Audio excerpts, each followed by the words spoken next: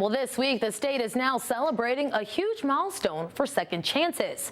Under the Clean Slate law, a total of more than 150,000 people with criminal records for old, low-level crimes have had their records erased. Fox 61's Celine Arif introduces us to one woman who shares how that's now given her a new life. For a long time in our state, one mistake you made years ago could have held you back for the rest of your life. Advocates say it doesn't have to be like that, and that's how we got here with the Clean Slate law. Today, hundreds of thousands of people in Connecticut live with a criminal record. This situation with me happened in 2008, and ever since then, it has been affecting me. Shantae Smith says she was haunted for almost 20 years by one regret. As a single mom, living in a shelter with no money for baby clothes. I made a dumb mistake. She needed some clothes.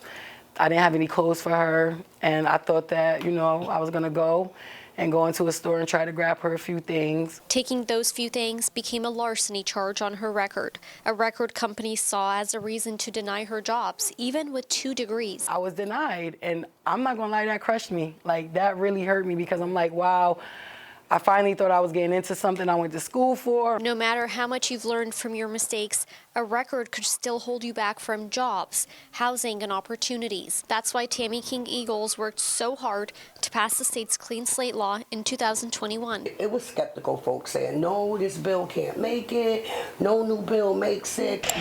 The law applies to people with old, low-level offenses. You can qualify if you haven't had a criminal conviction for more than 7 years and have finished serving all criminal sentences.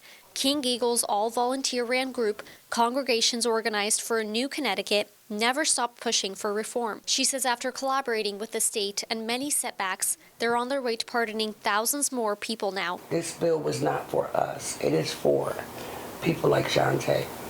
And this is why we keep the work going. Today, she has no charges on her record. She's one of more than 150,000 people who have been given a second chance through the Clean Slate law. And we all might have things we're not proud of that might be in the closet, right? But we all have done things, so it's not for us to judge one another. After having that judgment erased from her record, Smith says she finally landed her dream job as a teacher. It's a dream job, she says, almost never happened because one mistake almost took it from her. Now, advocates are working with the state to create a notification system to let people know when their records are erased.